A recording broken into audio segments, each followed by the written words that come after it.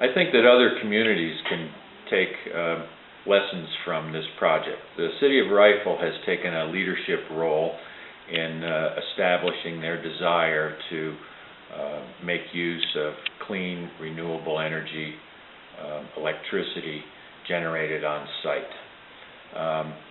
So they're not only using clean, renewable energy generation, they're also saving money.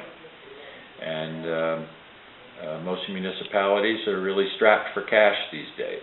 And so with a third-party financier, municipalities can actually realize savings without having to come up with any money out of their budget, and they can begin saving energy, saving the cost of electrical energy right from day one, and those savings increase over the years to come.